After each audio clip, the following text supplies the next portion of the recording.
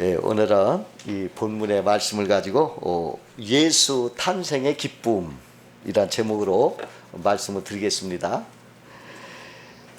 내일은 성탄절입니다. 그래서 이제 탄생의 기쁨이 뭔가 한번 알아보겠습니다.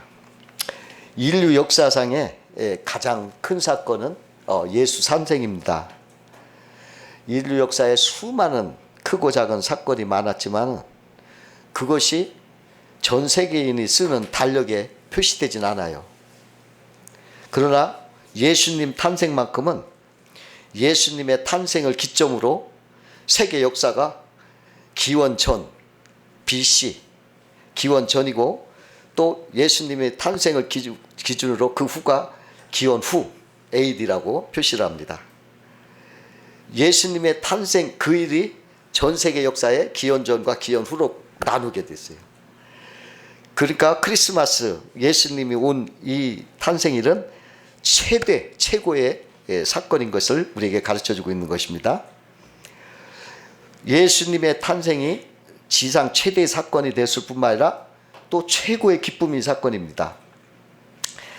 10절과 11절 본문 말씀을 보니까 천사가 이르되 무서워하지 말라. 보라, 내가 온 백성에게 미칠 큰 기쁨의 좋은 소식을 너에게 전하노라. 이렇게 말씀했어요.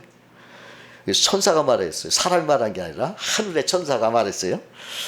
아기 예수의 탄생을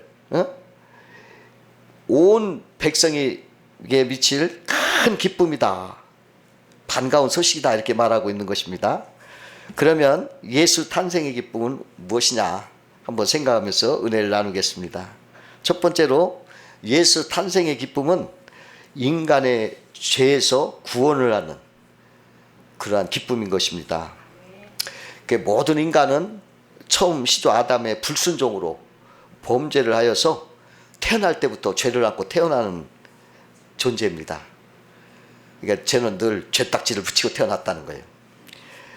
그래서 이 죄인된 인생은 그 죄로 말미암아 오는 저주와 형벌과 사망과 불통 이런 것 때문에 영원히 멸망하게 돼 있어요. 그러므로 이 죄에서 구원받는 것이 우리 인생에 가장 중요하고 구원받는 것이 가장 기쁜 일인 것입니다.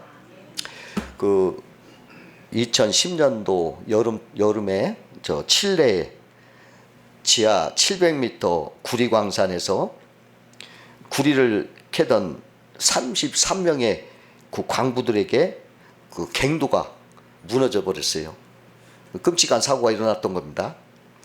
그 갱도가 무너지니까는 막 깜깜하고 이제 음식은 이제 남은 거 조금뿐이 없는데 그 33명이 이제 이거 죽었다. 우리는 지금 700m 갇혀 있다. 먹을 것도 별로 없다. 하여간 그걸 조금씩 나눠 먹었어요. 조금씩 나눠 먹어서 그래도 그냥 희망을 갖고 버텼던 거예요. 그런데 일주일을 버티긴 했지만 그래도 아무 소식이 없으니까 이들이 소망을 잃기 시작한 거예요. 아유, 이제 죽었구나. 막 이런 절망을 느끼면서 말마다 막 절망의 소리를 하는 거예요.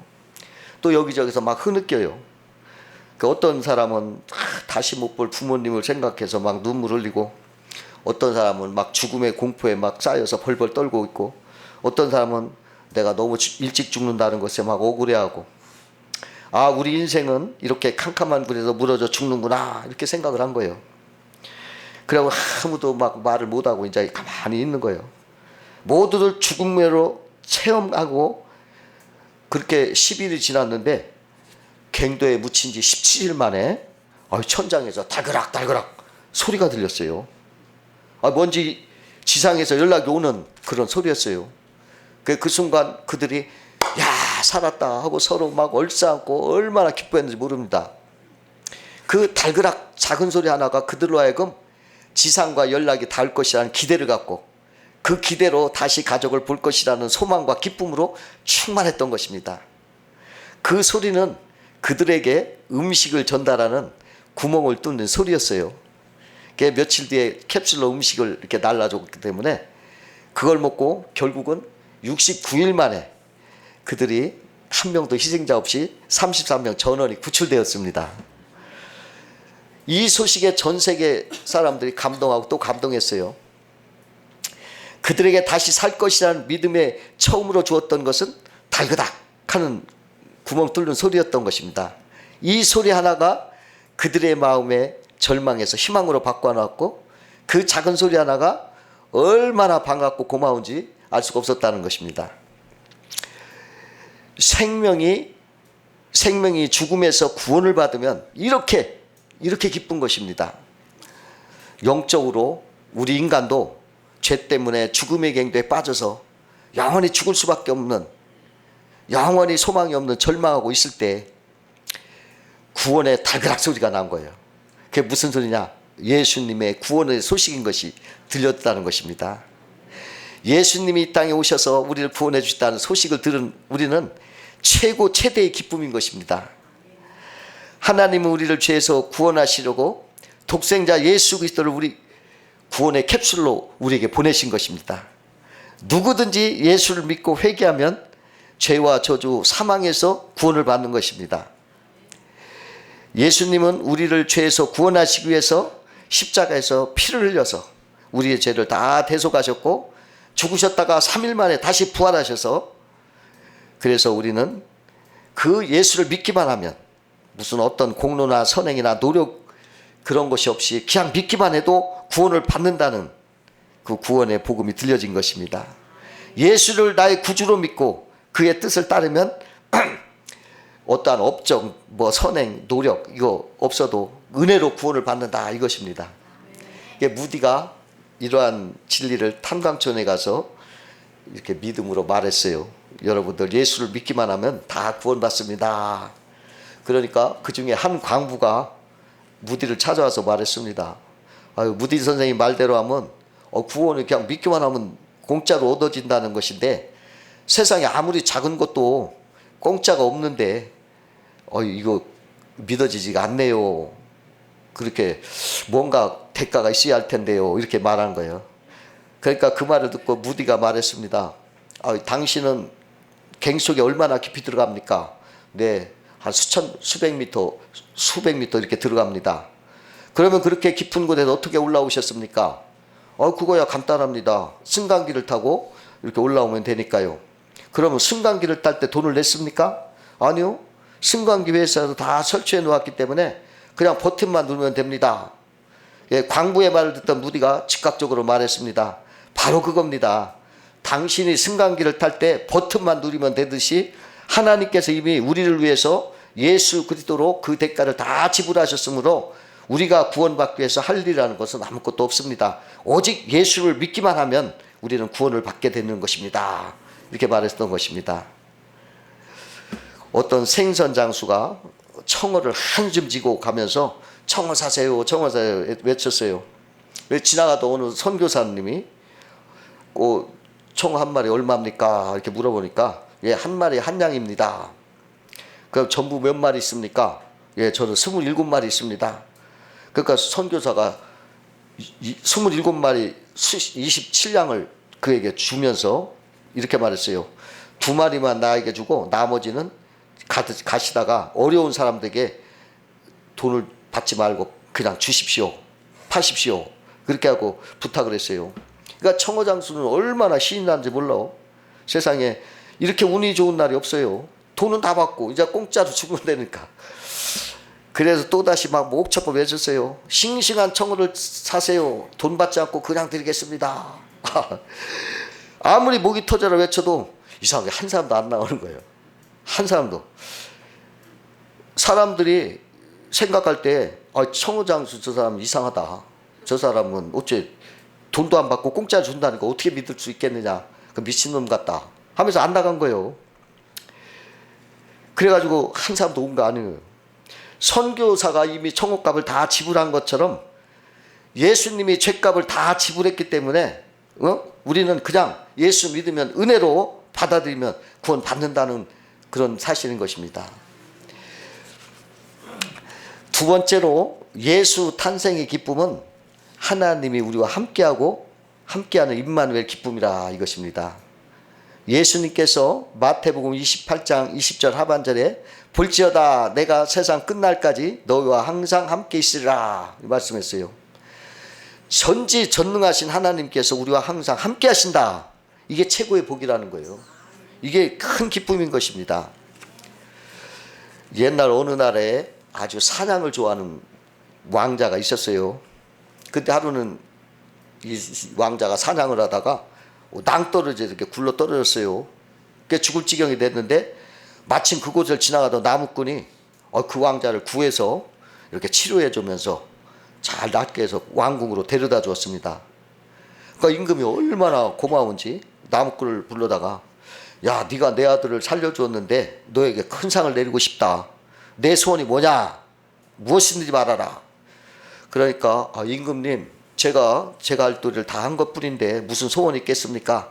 그저 임금님과 함께 있는 것만으로도 제게는 큰 영광입니다. 소원이 있다면 저희 집에 한번 오셔서 하룻밤만 묵어 가시면 좋겠습니다. 그것이 큰 영광이겠습니다. 그러니까 말하니까 임금이 그래 내가 그렇게 하마. 근데 그 다음 날부터요 막 임금의 행차를 위해서 대궐에서는 많은 사람이 막 파송해 가지고 임금이 행차하니까 막 좁은 길을 막 넓히고 막 식사도 좋은 식사를 막 준비하고 나무꾼의 막 허술한 집도 전부 막 고쳐서 아주 깔끔하게 수리해주고 나무꾼이 이런 소원 한 번도 안 했는데 그냥 다 와서 막 임금님이 하룻밤 자는 곳이라 그냥 그렇게 다 해주는 거예요. 모든 것이 다 달라진 거예요. 그가 사는 마을조차도 막 진입로가 막 다시 달라지고 그냥 환경도 다 달라지고 막 집들도 다 고쳐주는 거예요. 여러분 임금님하고 하룻밤만 잔다고 해도 이렇게 달라지는데 하나님께서 우리 마음속에 계시고 우리가 하나님의 사랑을 받는다면 우리 생활에 엄청난 변화가 생기는 것은 당연한 것입니다. 그래서 우리가 다른 어떤 복을 받지 못한다 할지라도 하나님만 나와 함께 한다면 그것만으로도 너무 감사하고 기뻐할 수가 있는 것입니다. 그 이철환 씨라는 분이 쓰신 아빠의 눈물이라는 글이 있는데 어느 가족이 이제 휴가를 받아 여기를 갔어요. 여행을 갔어요. 근데 오다가 돌아오는 고속도로에서 교통사고를 당했어요. 근데 그때 그 중3 딸아이가 그때 크게 다쳐가지고 결국은 목발을 짚고 걸어야 됐어요. 근데 아빠도 목발을 짚게 됐습니다. 다행히 다른 가족들은 다 그냥 경상으로 이미 다 회복이 됐어요. 근데 한참 예민한 이 청소기의 딸아이는 막 방황을 하는 거예요. 다리 하나가 불고 들어가니까 얼마나 막 고민하면서. 그러니까 누가 뭐라고 해도 위로가 안 되는 거예요. 오히려 뭐라고 하면 막 반항심만 막 사춘기라 막 생기는 거예요. 엄마가 말을 해도 뭐 위로가 안 돼. 근데요, 같은 처진 아빠가 말하면 그건 힘이 되는 거예요. 아빠의 말이 위로가 되는 거예요. 그 세월이 흘러서 이 딸이 대학교에 합격을 했어요. 그래가지고 입학하는 날이자 온 가족이 입학식을 마치고 기쁜 마음으로 이제 캠퍼스를 이렇게 빠져나오는데 눈앞에 어떤 어린아이가 막 달려가다가 차에 부딪힐 뻔했어요. 그때 아버지가 그걸 보고 목발을 집어던지고 뛰어가서 그 어린아이를 이렇게 구해줬어요. 근데 딸이 깜짝 놀란 거예요. 아니 아빠가 어떻게 멀쩡했다 딸이. 그래서 사연을 알아보니까 이 청소년 딸이 다리가 이래야 되니까 큰 실망을 하고 저거 할까봐 자기가 일부러 목발을 짚고 아픈 척을 한 거예요. 그래가지고 계속 그 아픈 척을 하면서 그 딸을 위로하면서 딸에게 같이 이렇게 신용을 했던 것입니다. 그걸 딸이 알고서 그제서야 아빠의 사랑을 더 크게 감격했다는 것입니다. 이와 같이 예수님은 죄에 빠진 우리 인생을 구원하려고 위로하려고 이렇게 임마누엘 이 땅에 오셔서 우리와 함께 하시는 거예요. 그 종교 개혁가 루터라는 사람이 밤중에 숲속을 산책하고 있었어요. 근데 그날은 마치 크리스마스 이브였습니다. 평소 어둡던 숲이 전등이 밝은 것처럼 막 환하게 빛나는 걸로 깜짝 놀랐어요. 그 소복하게 눈이 쌓인 전나무 숲 사이에 영롱한 달빛이 막 쏟아지고 있었습니다. 막 빛의 그 환영이 일어났어요. 거기서 그는 중요한 걸 깨달았어요. 뭐라고 깨달으면, 야, 인간도 저 전나무와 같다. 개인은 초라할 존재일 뿐이다. 그러나 예수님의 빛이 이렇게 받으니까 너무나 아름답게 변하는구나. 이걸 깨달은 거예요. 그래서 루터는 이 가르침을 설명하라고 그 전나무를 집으로 가져와 가지고, 그리고 나무에다가 이런 솜을 눈처럼 붙여놓고, 또 거기에 촛불로 이렇게 해서, 그렇게 해서 그 나무에게 이렇게 빛을 발하게 했어요. 장식을 했어요. 이것이 크리스마스 저 트리의 원조라고 합니다. 기원이라고 합니다. 그러니까 인간은 나약하고 보잘것없는 존재라는 거죠. 그러나 예수님이 빛이 비치면, 그러면 그 사람은 보석처럼 영롱한 인생으로 변한다는 거예요. 여러분, 우리가 늘 주님과 동행하면서 살면은 우리는 빛나는 인생이 된다는 거예요. 여러분, 애굽에서 나온 그 이스라엘 백성이 사실은 애굽 노예에 불과했던 사람들이야. 비천한 모습이었어요. 그러나 하나님이 그들과 함께해서 막 불기둥으로, 구름 기둥으로 그를 막 이렇게 둘러주니까, 그걸 보고 사람들이, 노예에 불과한데, 막 불기둥, 구름 기둥을 보고 막 놀래서 영광스러운 모습으로 막 그들을 다시 보게 되고, 아무도 그를 함부로 할 수가 없다는 거예요. 근접을 못해서요. 마찬가지예요. 우리는 죄로 말미암아 부족하고, 아주 악취나고 부족하고 천한 비천한 존재, 노예 같은 죄 때문에, 죄로 말미암아 골마 터진 부족한 거예요. 그런데 우리 주님이 오셔서 우리와 함께하여 주심으로 이제 우리는 하나님의 빛이 임하는 거예요. 십자가로 우리의 그러한 모든 죄딱지를 떼내고, 예수의 부활로 하나님의 의딱지를, 영광의 딱지를 붙여준 거예요. 그러니까 여러분, 우리가 나는 천하고 부족해요. 근데 하나님이 나와 함께 하시기 위해서 이 땅에 오셔서 말구에서 태어나셨잖아요. 그를 천한 곳에 태어나서 우리랑 가까이 하셔서 우리와 함께 해서 우리를 빛나게 하시려고 오신 거예요. 그래서 예수 믿는 사람은 우리와 예수님이 함께 하여서 그 인생이 저렇게 빛나게 하는 그러한 것을 우리는 알아야 되겠습니다. 이게 얼마나 기쁘고 임마누엘 기쁨인지 모르겠습니다. 세 번째로, 예수 탄생의 기쁨은 우리에게 평화를 주신다. 그렇기 때문에 기쁘다는 것입니다. 사람들이 사는 이 땅에서는 평화가 없어요. 서로 뺏고 뺏기고 죽이고 비난하고, 그런 위에서 서로 갈등을 하고 고통을 겪습니다. 이웃 간에도, 부부 간에도, 형제 간에도 싸움과 고통이 끊이지 않고 있습니다. 갈등이란 고통과 어려움이 가득 찬 세상이요. 평화는 보이지 않는 거예요, 별로. 그런데 하나님이 이 싸움을 그치지 않는 이곳에 우리 주님이 오셔서 평화를 주시려고 했던 것입니다. 오늘 본문 말씀 13절 14절에 보니까, 호련히 수많은 천군이 그 천사들과 함께 하나님을 찬송하여 이르되, 지극히 높은 곳에서는 하나님께 영광이요, 땅에서는 하나님이 기뻐하신 사람들 중에 평화로다. 이렇게 말씀했어요. 사람들이 예수를 믿음으로 하나님을 영접할 때 성령으로 평화가 임한다, 이것입니다. 그 전라남도 신안군 증도라는 곳에 가보면은 거기에 문증경 전도사님의 비가 있다고 합니다. 일제시대 때 막 북을 치면서 가가호 방문하면서 6.25 전쟁 중간에까지 그곳에서 복음을 전도하였는데, 그때 상당한 복음이 전파되었다고 합니다. 지금은 주민의 90% 이상이 기독교인이라고 그래요. 전도사님이 홀로 살면서 전도를 시작할 때 그 증도는 완전히 불신자들로 가득 찼고 우상 숭배와 술과 죄로 빠져있던 동네였던 것입니다. 그러나 문 전도사님의 전도로 섬은 완전히 바뀌었습니다. 술이 사라지고 우상이 사라지고 싸움이 사라지고 주민들 간에 서로 화목하고 사랑하고 천국 같은 상황이 되었습니다. 한마디로 거룩한 섬, 신령한 섬이 되었습니다. 그곳에는 경찰이 필요 없는 질서 있는 섬이 되었습니다. 주민 한 사람 한 사람이 다 성령을, 법을 따르기 시작하면서 그곳에 평화가 임했던 것입니다. 그 전에 죄를 따를 때는 무질서하고 괴로움이 막 따르고 싸움뿐이 없었죠. 그러나 예수 성령의 법을 따를 때 마음에 평화가 찾아오고 또 질서가 찾아오고 그 동네에 평화가 찾아왔던 것입니다. 여기에 천국 같은 삶이 있고 여기에 우리의 행복이 있는 것입니다. 주님은 바로 이 일을 위하여 이 땅에 오셨습니다. 그 어느 부부가 예수 믿고 평화의 가정이 되었는데 어떻게 그렇게 됐냐고 알아보니까 주일학교 다니는 그 초등학생이 주일학교 다니다 자기 부모를 교회로 인도했어요. 그 이들 부부가 교회를 다니면서 그 말씀을 듣고 변화를 받은 거예요. 서로 싸움이 이제 하지 않고 줄어든 거예요. 그리고 서로 말씨로 서로가 달라지고 서로를 대하는 태도가 서로 달라지면서 서로에게 마음에 평화가 임해서 아주 평화스러운 가정이 됐다는 것입니다.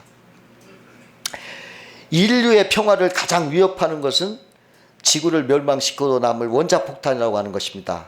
한 번은 미국 국회에서 최초의 원자폭탄 제조한 오펜하이머 박사를 초빙해서 이런 질문을 던졌습니다. 박사님은 원자폭탄을 만드셨는데 이 원자폭탄을 막을 수 있는 무기는 없습니까? 하고 물으니까 그때 하이머 박사가 웃으면서 이렇게 대답을 했어요. 예, 원자폭탄을 막을 무기도 있죠. 그것은 바로 평화라는 무기입니다. 그렇게 대답을 했다고 합니다. 가정이나 직장이나 사회나 어느 곳에든지 예수가 주가 되시면 참 평화, 예수로 말미암아 평화가 있게 되는 것입니다. 예수님은 이 땅에 평강의 왕이라고 하셨습니다. 예수를 믿으면 우리에게 평강의 축복이 임하는 것입니다. 네 번째로 예수 탄생의 기쁨은 우리에게 풍성한 삶을 주시는 기쁨이다 이것입니다. 예수님은 요한복음 10장 10절에서 내가 온 것은 양으로 생명을 얻게 하고 더 풍성케 하려고 오셨다 이렇게 말씀하셨습니다. 예수님께서 고향 마을 나사렛에 가셔서 이렇게 설교하실 때 고향 사람들이 예수님을 믿지 않는 거예요. 저 오빠, 저 동생, 저 형제, 부모 형제 다 우리와 같이 아는데 왜 어떻게 저러냐 하고 안 믿었어요. 그걸 보시고 안타까운 예수님이 이런 말을 했어요.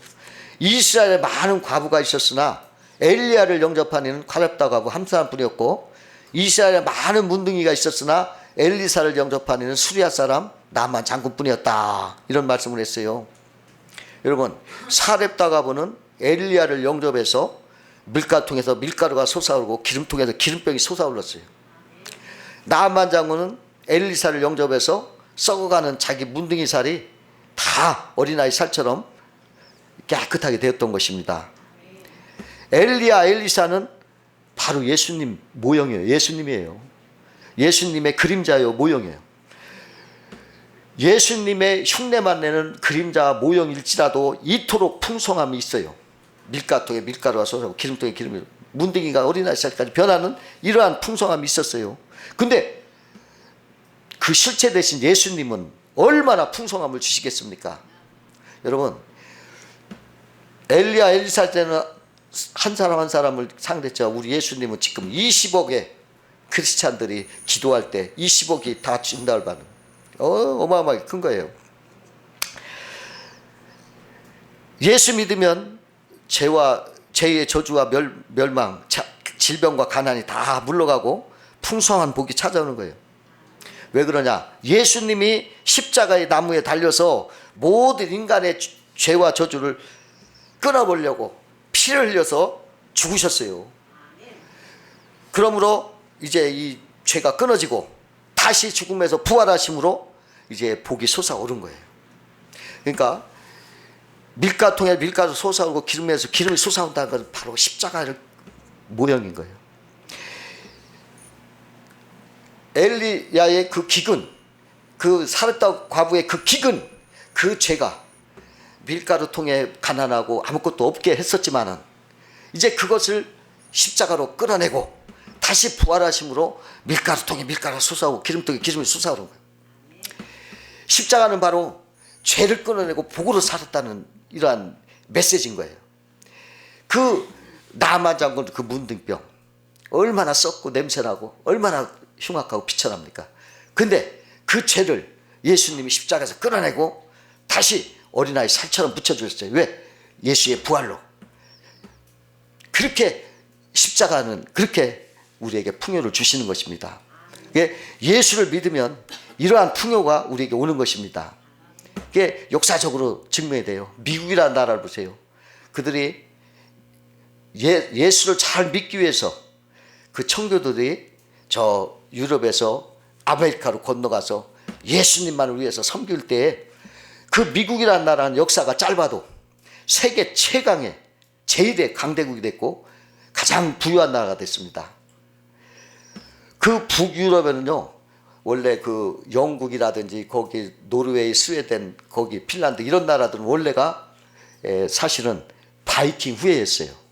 그러니까 그들은 야만적이고 흉악한 해적 후손들이었어요. 그냥 얼마나 무식한 그런. 근데 거기에 예수님을 영접을 하니까 지금은 그 후손들이 최고의 복지국가요, 선지국가, 문명국가, 신사의 나라가 됐어요. 여러분 영국 신사 말 들어봤잖아요. 가장 흉악한 해적들이었어요, 그 조상들이. 그러나 예수 영접하고 나서 이렇게 변했어요.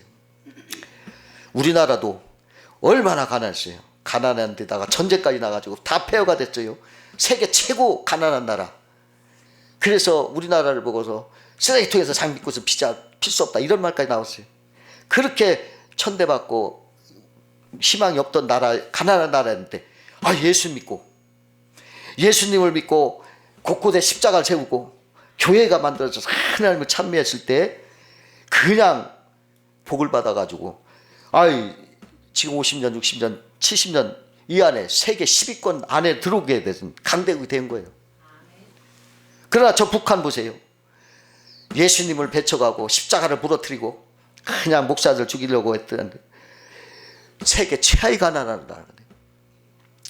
세계 최고의 최악의 인권 국가가 됐어요.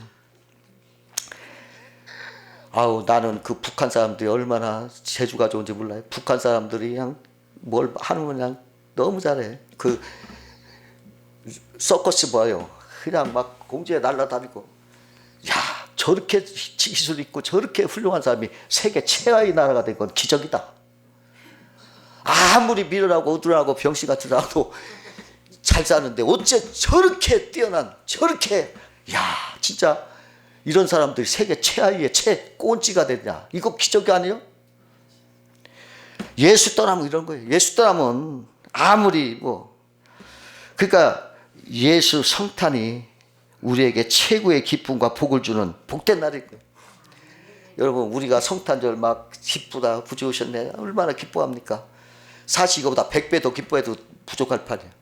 그렇게 기쁜 날이에요.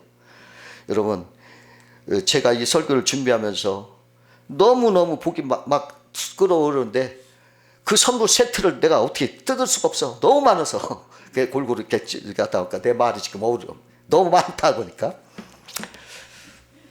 수천만 가지 복이 있어요. 이걸 전도해야 돼요. 그래서 어둠 속에서, 저주 속에서, 사망 속에서 그 불쌍한 영혼들을 끌어내서 이 복음의 이 하나님의 소식을 들려주고 이게 살도록 그렇게 하는 것이 우리의 사명인 것입니다. 하나님이 생명을 주는 한 이 사명을 위해 사시기를 주의 이름으로 축원드립니다. 기도하겠습니다.